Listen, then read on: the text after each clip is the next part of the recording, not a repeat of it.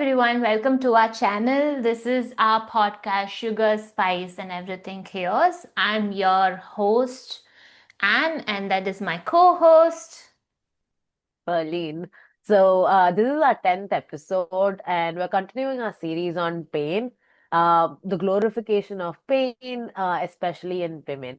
So, just to kind of recall the episode from the previous, the content from the previous episode, we started with talking about pain and how pain is real. And we also spoke about how pain, as much as it's a physically felt sensation, it's very subjective and it's something that is more of a psychological phenomena than just a physical phenomena. Uh, so I think we started talking about endometriosis and we spoke about how endometriosis is basically like cancer, but because we don't study women, we don't really uh, care about like pain in women because we associate womanhood with pain. We don't look at it as a problem to begin with.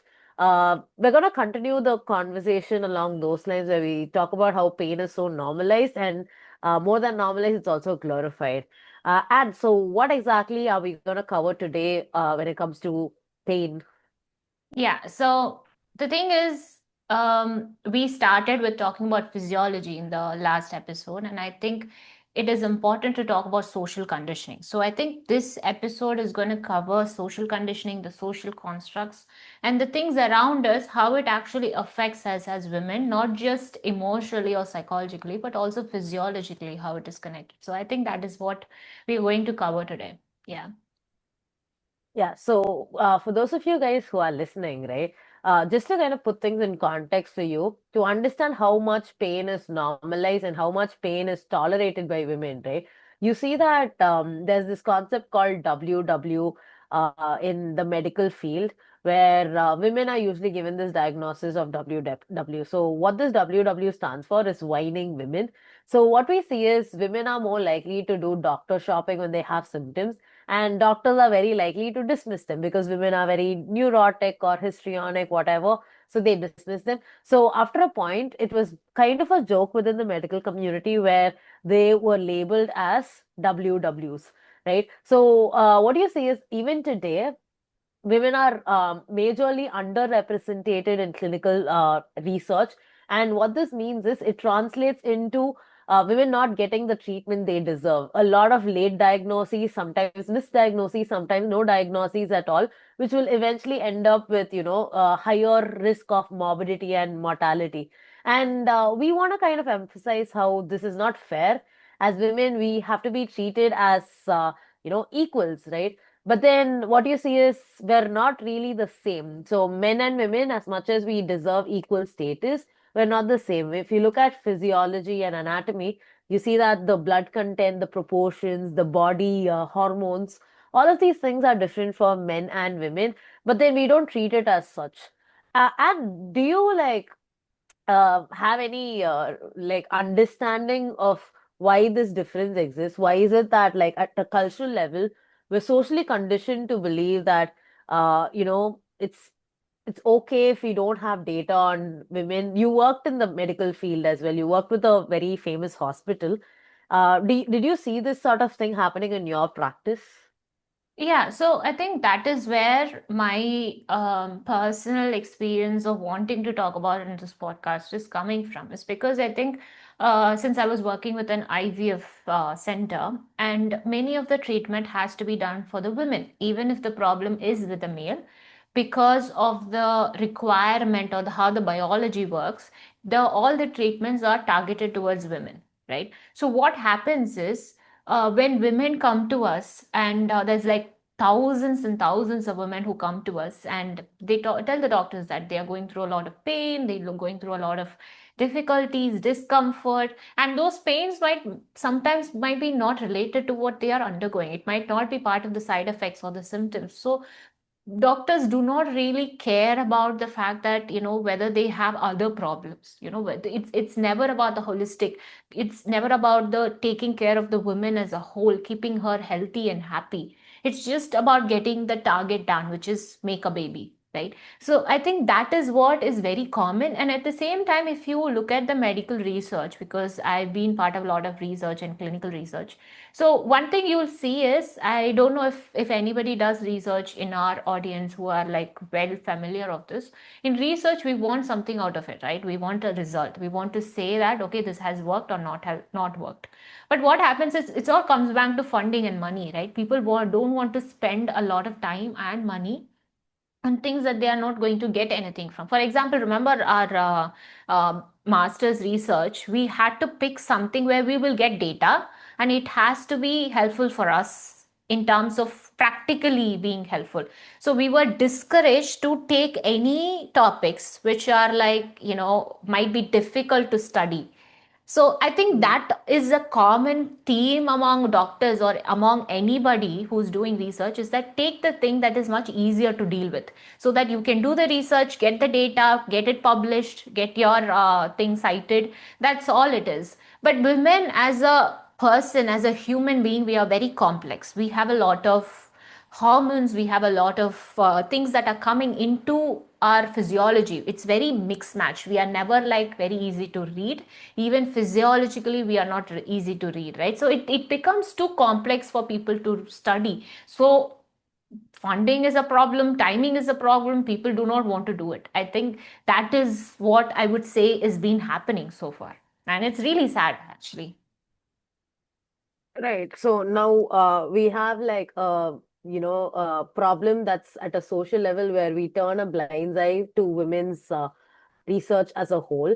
And then we also have this sort of social expectation in the name of tradition where we normalize pain in women, where you see that, anytime we look at pain in women, women enduring something that's difficult, we kind of glorify it to the point where you say, okay, like this is the woman, right? So when we look at I don't know if you've seen this, it was a viral reel that was going around where it said, nobody here who's alive knows a relaxed woman. Nobody here knows a woman who knows how to rest. Because I think like women more than anyone else is told that laziness is a disease, laziness is a sin. So more often than not, women do not know how to regulate themselves without work. I know a lot of people, friends of mine, I think including me to some extent, when I'm really stressed, I actually do more. I clean my room, I clean the space around me. So what I find is like even when we are stressed, we kind of get some sort of pleasure from pain. Like the fact that, like I get to do the things around my house and then like suffer a little bit gives me a sort of like release, a sort of satisfaction. Why do you think we become this way? Why do you think we don't know how to like just shush and like rest? Why is it that we keep chasing pain? We keep chasing suffering. I don't know if you actually look at it for women. I think we've spoken about this in previous episodes as well. It's something to do with our identity or a self-worth. I think, like I spoke before in a previous episode, having pain, having to be able to bear pain through the form of childbirth or periods is the only reason men have kept us for so many years. And right now, I think we women have evolved to become more empowered, become more independent, do everything that's possible on the planet, which a man could do. But the same thing is something that is being reinforced on us by society. Like yesterday, I was talking to my friend, and it's just a common thing. I was telling her that, society, she was telling that, another friend was saying society is expecting me to get a child now, because she was just pressured to get married. Now she's pressured to have a child. So I was just saying that society is never going to be satisfied with us. Whether you are a mother, whether you are not a mother, whether you are a career woman, whether you don't work, whatever you do, it's never enough. The society is going to blame. Yeah. There's a label for every woman. If you're at home, you're lazy. If you're working, you're, too selfish. If you're a mother who's, not attending your child's PTA meetings, you're like too, too rude, or too business like women who doesn't care about family. If you're like, on the other hand, it's always a label. And I think we women have become so used to these labels. But what we don't understand is that we are trying to chase these labels. We are trying to become that person.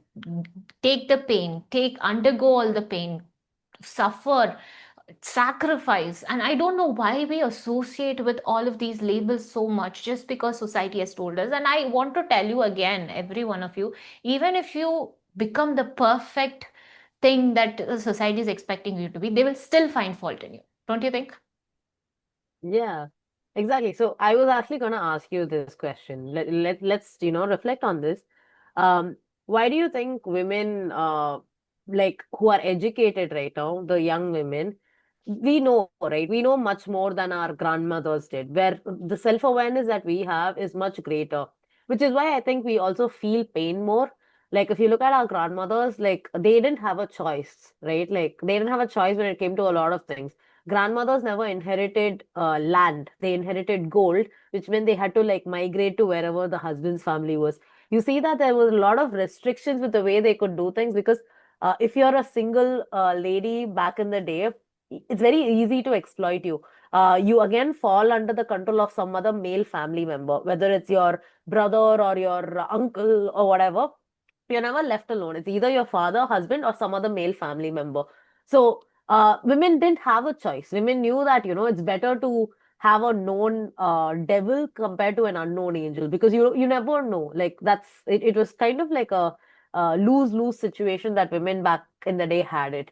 But like if you look at the present day, things are different now. I think recently the Supreme Court kind of gave this order where they said if you're a single mom, you don't have to give the father's initial to the child. You get to, give your initial to the child, which is like a Mm, huge, movement, forward movement for women because that makes sense. And in any case, right, when there is a child involved who needs to be taken care of, all of us as a collective can agree that it's better for the child to be with a woman, a mother, mm, right, or a stepmother. But then we don't feel the same way when it comes to fathers or stepfathers, mm. and this is with good reason, right? So right now women, more than any other previous generation, are capable of critical thought. We have education, we have a lot of evidences to kind of support our sovereignty, like we know what we're doing, right? So despite all of these resources that we've managed to build over generations, why do you think women still struggle to speak up? Like, I'm a woman and I know this is wrong and I know this is not fair for me. I should be able to speak up to the society and say, no, I'm not going to do what you want, right? But then you see a lot of women feeling extremely guilty and then going back to this identity of like, no, I would rather suffer. I don't want anyone to feel uh, hurt because if I tell them, they might, not understand and that will be inconvenient for them. So I would rather, suffer in silence. Where is this sort of like savior mentality coming from where I would suffer in silence, even though I am like super educated? What's up with that? I don't know. It's. I think we have been brainwashed. It's years and years and years of conditioning that has come into us, because I think yesterday was talking to it, and I was here also hearing my friends speaking about the societal things and the pressure that they are going through. And they're all well educated women, they are all well aware of how they want to be treated, they know how they want to be respected, they know how they want to stand in society, they have all of these awareness. But eventually it comes down to, but I have to do this, I have to go with the society, I have to do this. So I think I just thinking about all these social orders that's been put onto us. I don't want to, I might be attacked for this, but I think all these institutions and social orders that are there, that is existing in the world right now, it has been, if you actually go back and read the history, all these have been brought because they wanted to create order, they wanted to have control over the people, they wanted to create a set of domination over a set of individuals. Any kind of institutions of marriage, institution of religion, institution of order, the political society. I'm not saying all of this has been brought for a reason, which is to bring order. But the thing is, it has come to a point where we are trying to dominate a particular gender, which is women. That doesn't make sense at all. I would say, to answer your questions, It's years and years of brainwash and the wiring that's been done for us to our brain. Because as I said, we see our mothers, we see our grandmothers, and that's how we learn as children. That's how we grow as children. And I think that is what would be probably something that we need to really look inside and work on us. But I think when you were saying about this awareness, right, this education, this awareness, and all of this is something that we have. But do you think this awareness is going to be is a good thing or a bad thing? I think when it comes to awareness, the more the awareness, the more sensitive you are going to be of pain. So I would say that like the previous generation, they did not have the awareness, so the pain was very minimal. Like they were able to stick to the tradition because the tradition existed. They were just basically functioning on this survival mentality, the fear instinct, where they did something just to avoid being killed, right? I think you have like documentaries out there where like young girls talk about how it's a big deal to be getting married to an old uncle who is willing to keep her alive, and she glorifies this sort of mentality where at least my husband doesn't want to kill me, he just wants to beat me, which is like a very huge privilege for that particular tradition of women. So I think like with awareness, because we know we have words like abuse and neglect and trauma, right? We know that like something is off, and it's like we have the vocabulary for it. But then this also means that the greater the awareness, the more the pain. I know a lot of women who kind of like we have this conversation where we're like, maybe ignorance would have been better. Ignorance was bliss, because now that we know things are wrong and we're making these decisions, what's happening is we're lonely. Because I know friends who are like going through major life changes like divorce, or they're going through changes where they're in no contact situation with their parents. So a lot of shifting that's happening along those lines.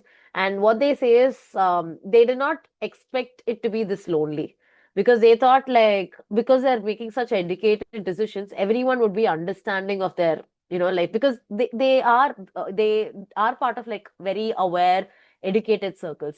But then what they found was when they came out and said, this abuse is happening to me, or this is something that, I can't tolerate anymore, all the people were like, please adjust. Like, what's the, like, this is very wrong. And that was even more difficult because, like, what do you mean adjust? Am I supposed to tolerate this knowing that this is wrong? Knowing that, because we have movies that show us, like, physical abuse is bad, emotional abuse is bad. And this awareness is great, but then now that I have this awareness, I look at this world and I realize this world is in hell. Like it's not a kind world at all. So how am I supposed to live when I know that this world is not worth fighting for? Like survival is life, right? Like I need to survive for life. But if I survive, right, I'm just surviving every day because this world is not really giving me any rest. So I think that's the conflict that we need to discuss as well. I think most women who are probably listening to this know that there is pain, know where the pain is coming from. They're very self-aware as it is. But the real question would be, how do I stop feeling the pain? How do I get better? How do I create systems that would oppose the system that's oppressing me? I think one thing it is about being authentic. I think it's all about, see, I was saying this year I wanted to be the B word, because the whole point of being a bee is because I want to be as open as possible about what I feel, what I want. And I'm not being rude, I'm not doing it with an intent of hurting the other person, but if it has to go to that point where I have to speak for myself, say that this is not right. For example, I had this conversation regarding marriage with one of my family members, and then I said, you know what, this is my life, this is somebody I'm going to live with for the rest of my life, and it is my decision, and how come that you are getting involved and saying that I have to spend my life with another person? So at that moment I might have sounded as a B word, but then that is the line that we have to draw, that you have to say that, okay, I am going to be selfish, if that is what you want to call. that I'm selfish, if that is what you want to call me, rude. But it's because it's very difficult for women, as even if you do speak up a little bit, even if you just say no, even if you say I don't want, you are being framed as a B word already. So why don't you just start becoming one? Why do you have to please and set the standard of a perfectly sacrificing, this heavenly goddess woman? Why do you have to be? I think that is all I want to say. But I think, for a lot of women, this would be a problem where, see, if your parents or your family is completely abusive from the very beginning, right? It's easier to kind of leave them because you're like, okay, these people never understood me. I don't care about them, right? But then what you see in Indian families is they slowly like treat us well for some occasions. They don't treat us well for some. So what you see is abuse in general is not consistently bad treatment. It's bad treatment, good treatment, bad treatment, good treatment. So it's very confusing. So you share very wonderful positive memories with the same people who gave you the most trauma. So it's not easy to relieve a relationship like this because you know that after the bad stuff, right, that goes on between the two of you, you're gonna get good stuff as well, right? And when you're addicted to this familiarity, right, where there is high and then there is low, there is high and there is low, it's very difficult for you to believe that there is stable, like highs. You know that there is going to be a crash. You because you're trained to kind of believe that that's kind of what relationship is all about. So how do you like stay authentic when your authenticity is going to be dismissed? I think this happens with people as well, where okay, I will be all these things, and then sometimes they just dismiss you. They're like, yeah, you say all of it, and then you see that they go behind your back and they do the things that you told them specifically not to do, and that feels like betrayal. But then in their terms, right, in their dictionary, it is care. They care about you. So even when you don't want it, they will intrusively do things in your life, right? It could be things like like let's say you say no, and then they transfer money into your account, and then they say, think about it, get married to who the person we tell you to get married to. So as much as you want to kind of uphold your ego and all that, it's also like, wow, my parents are nice, they gave me money, they gave me so much money. Security.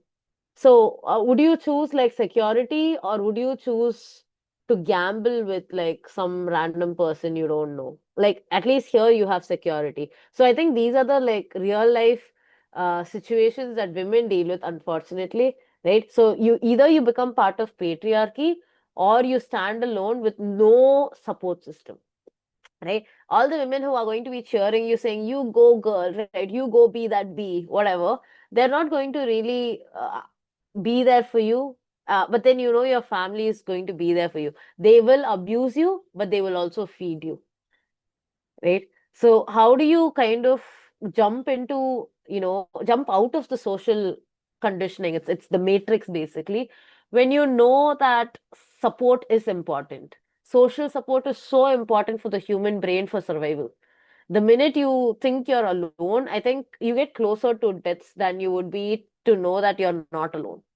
And that's the reason we are obsessed with your social labels, right? Let it be your religion, your caste, the place where you're from. Like Indians have this thing, where are you from, where are you from? Why do you think we're obsessed with the village? And there's a reason. Because the minute you kind of identify, oh, you're Tamil, I'm Tamilian too, right? There is that sort of safety that we get out of it. But then if you choose to deviate from that and get married to some guy from somewhere else, then you can't do that anymore because your baby will be racially ambiguous. And that's dangerous. That's dangerous for survival. You see a lot of studies where they talk about interracial like couples and children from those marriages, right? You will see that these children deal with like an identity crisis. Am I a black person? Am I a white person? So how do you build systems for authenticity? Because one time authenticity is fine, but if you want to be consistently authentic, you also need to have consistent social support from the people around you. I think it makes a lot of sense. And I also don't feel I could answer this question because I think, to be honest, one thing I would say is there are times that people have asked me to listen to them because they are offering me some support. And I think that is the very thing I have stood against. And I think this is another conversation I had with one of my family member. I said, because you're doing for me all of this, I cannot like worship you, I cannot like listen to you. That is not part of my value system. That is not something that I can do. I will respect you for the person you are, but not for what you do. So I think it is very tricky in terms of like, I understand the matrix that you're talking about. If you are speaking up for yourself and being authentic, you are being rejected by the society, you become lonely.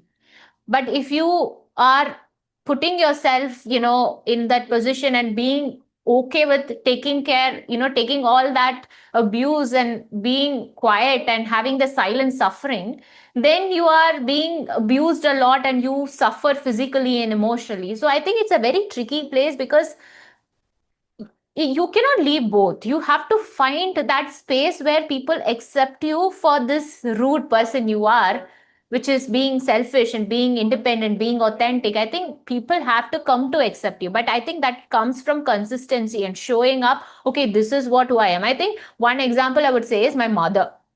I think from small, like she used to be very, I would say, like she would never listen to anyone. She's like very honest. She's very with her direct with her, her comments. If she doesn't like something, she doesn't mind. But people around her considered her rude. In her family and her all of her family members considered rude. But I think it has come to a point where when she had to do something for herself, people never questioned her because they said she's like that. She's like that. She's rude. She will do whatever she wants. She won't listen to anyone. But when it came to me, when I, rebelled, they said, how dare she does that? She used to be the good girl. How dare she, like, speak against me? How dare she says no? So I think that is something I learned because if you set a standard for yourself and you become that standard and you teach others, this is how you should live your life. Because as a daughter, now that I understand why she was like that, and I think that is the right way to live. Because I don't want people to come and question me for who I am because people are accepting her for who she is now. And I think that's like a real big thing. People like her who she is. People like her for her mother loves her parents love her sisters love her. That's because regardless of how she is, so she is able to get best of both worlds. I feel I don't know what else to say for this. What do you have in mind? The thing is, like, I think your family is an exception here, right? You got, I don't know. I feel like yes, that's the way that ideally it should work. But in a collectivistic society like ours, what usually happens is, see, I have friends who ran away and gotten married. I have friends who know people who basically rebelled against their families to do certain things. And what usually happens is we see this news, right? The father, the father of the bride will invite the couple back home, and then the father will murder the daughter because honor killing is still a thing. And I think for a lot of people, that fear is very real. Like, where, yes, as much as like, I'm scared that you will hate me, I'm also scared that you might hurt me physically to the point where I no longer exist tomorrow, right? And we need to kind of face the reality of like how it's very easy for us to abuse children, female children. Uh, like if you look at one of the like principles in Taliban, like their belief system, right? They believe that like this is also true. It's psychologically backed up. Like it's a research backed up fact. Six, 7 and age 7 is known as the age of reason. So when you turn 7, that's when your brain becomes capable of rationality, right? So the idea is that you need to get girls married when they turn 7, right? Because if you wait for a little while, girls will develop rationality more and more, and they might become very hard to manipulate and control, right? You still see this type of content floating around the internet where they say, 25, you are expired, right? Like, bro, where are you getting this from? Like, women don't get expired. People cannot get expired until they die.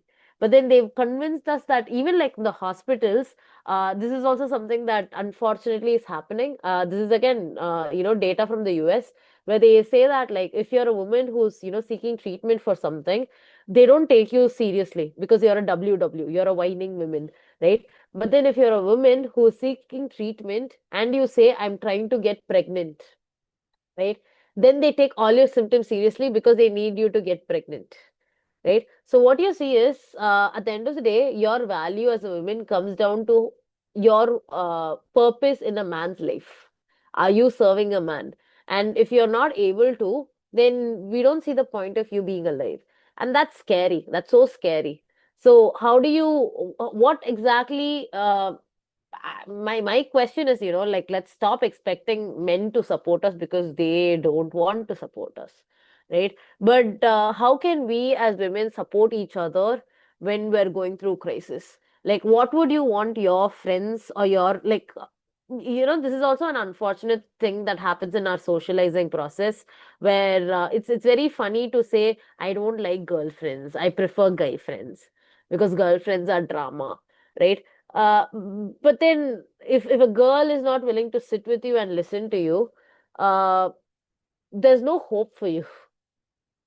Like, there's literally no hope. There's nobody else who can understand you like a girl can understand you when you're a woman, right? So, how do we bridge this gap? How do we become better women just so we make a better world for women?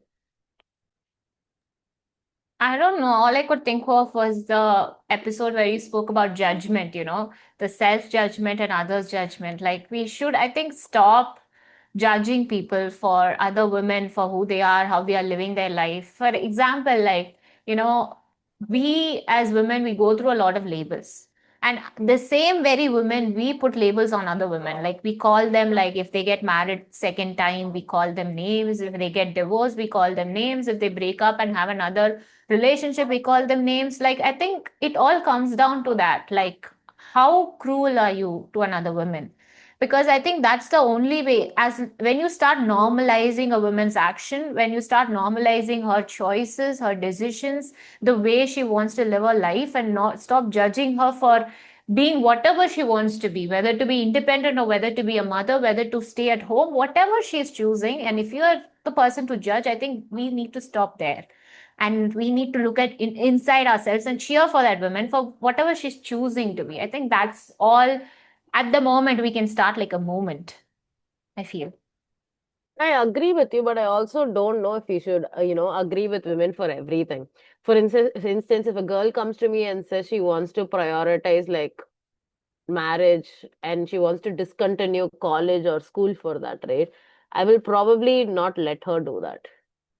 I will say, go to school. Shut up, go to school. Like, no, no, your love is not that holy that you need to like quit school for this shit. Like, no, right? Go to school. Just go and get yourself educated. Make sure you know how to do basic math, science, English, whatever. And then, find a purpose outside a man. This is something that I'm, like this is one of the current type of literature that I'm reading, where it's about decentering men. Whenever you're doing something, think about if it is in any way or form benefiting men. If it is, don't do it.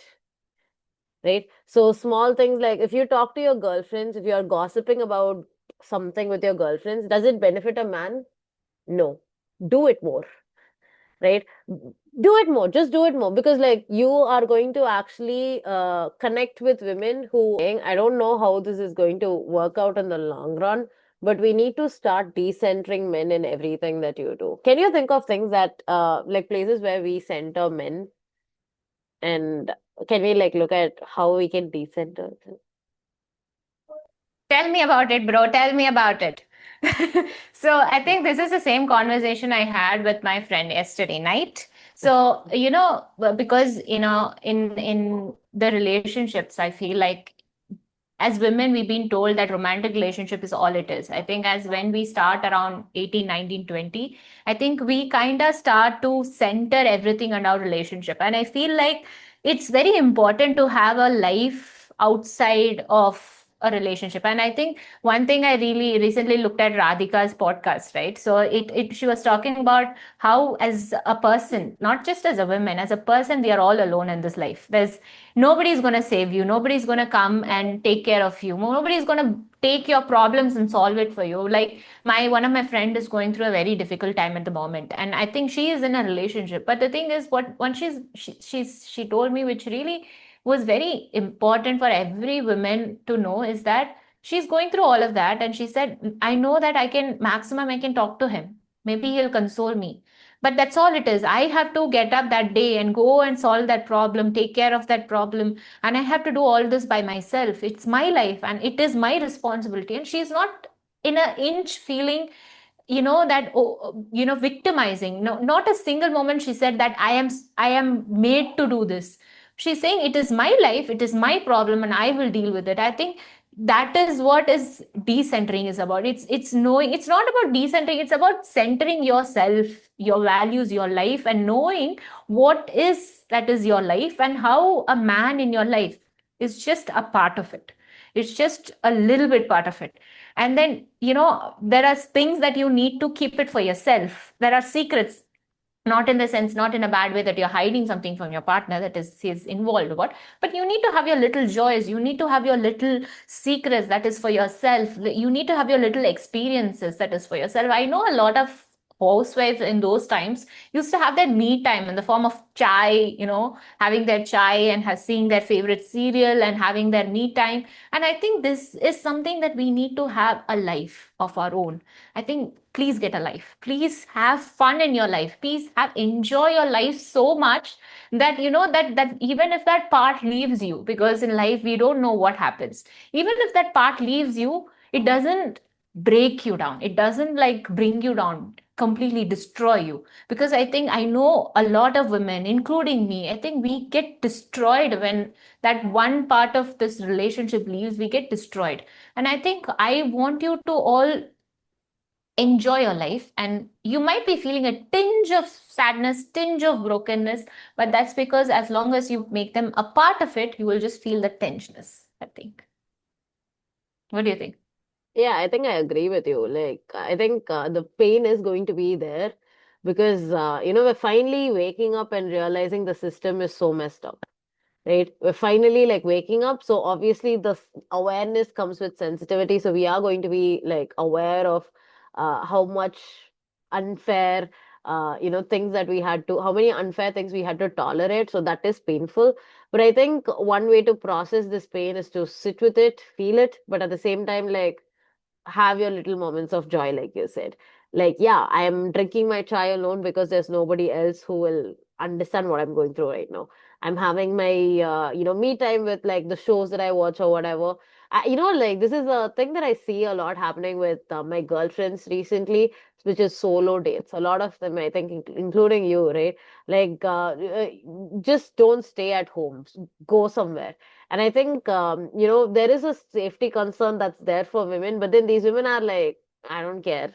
Like if someone's going to come in, like I'm gonna like give it back. And what's happening is like they are on an adventure by themselves, and this is kind of creating this space where, if a man gives them attention, it's not really making them feel anything. Oh, you're giving me attention. What else can you give me? What more can you give me? It's just very refreshing because back in the day, I think if a man like looks at you or something, is like you remember even when we were in school, if a guy liked your story, it was like, oh my God, he liked it. But now it's like, okay, you liked it, so many people like it, right? So For what? yeah, exactly. So I think like this is evolution happening. So we're heading to a place where women are going to be pain free, hopefully soon. But then until then, we have to like accept that this pain is part of our transformation as a collective. So yeah. I think as a sort of like an end note, I just want to re-emphasize what we've spoken so far is that like what we are trying to educate women is that your pain, what you're feeling, is not just because of your physical illnesses or physical conditions. It is more than that. It's much more deeper than that. It involves your childhood wounds, it involves your emotional patterns, it involves your psychology, it involves your social constructs, the kind of situation you live in, the kind of society you live in. It all comes together in making who you are as a woman, how you live free as a woman, and how you live painless as a woman. I think one thing we want you to take away from all this conversation is that try to, look at your life and, see where you can be happy. And I think one small activity I would say, I think, is that I have this box where I call it the joy jar. Basically, I think you would have heard about it. So I try different activities, and if it actually makes me feel better, I would put that in the jar, saying that so that at times when I feel extremely demotivated or low or anxious, and I have nothing coming to my mind what I can do, I will just pick something from the joy jar and see what has worked for me before, and I will just do it. And I think in the same way you can be creative with this, but I just want you to be happy, be you, be authentic, be free, and do not center your life around anything. I'm not saying not just like your romantic relationship, not about anything. Dependence is good in it to some extent, but you need to know that your pain, your life, your struggles, whatever you're going through, it is you. It's you have to handle it alone, and it's not a bad thing to handle it. It's your life. You are born alone, you are given these responsibilities alone. Why is it so difficult to do it alone now? You've been doing it so far, like, all these years alone. Suddenly it becomes difficult for you. So I think, yeah, that's what I want to leave the listeners about. What do you have anything concluding statement to say? I think, people might kind of find it very insensitive where you say you're born alone, you've been doing it alone. Why can't you do it alone now? I think like when you've done it alone, even when you were not supposed to do it alone, right? Like from your childhood, you've been doing it. You want someone to do it with you. My suggestion would be do it with other women. Like if you don't want to do like a solo date, sit with other women and talk about it. I think women are much more deeper, intelligent, gentle with like the sort of content. I'm sure that it's difficult to find these women, which is why, we're kind of insistent on uh finding community where we can talk about this stuff. We hope that, this podcast is a place where we connect with such women, where we can talk about these issues, and we can create hopefully one day physical spaces where this community can kind of grow uh, as a group. I don't know where we're going, but then it would be nice to kind of grow that way. And as for the pain, to kind of conclude, I think pain that you're feeling has purpose right now because there is awareness. So, like she said, do sit alone because we don't have much option, right? But no, understand that as you're sitting alone, you're also like working on your life. You're centering yourself for the first time, which means your life is going to get better. You are going to become very intolerant of nonsense. Basically, if it's a good thing, you're going to say yes. If it's a bad thing, you're going to say no. And it's going to be very unapologetic, right? And yeah, I think this is a good place to end this episode where we've connected pain with purpose. We're also talking about like futuristically how support systems need to kind of be built so that we can fight the old oppressive support systems. And So yeah, it's we are gonna end this episode, and we just have some announcements sort of a thing. So I think the next episode is gonna be our last episode, and we have a surprise for you. And please look forward to it. And we will be coming with something with a bang for the end. And until next time, we will see you. Do keep following us, subscribe, comment, give your thoughts, and let's form a very healthy community. So until next time, bye bye, tata. people.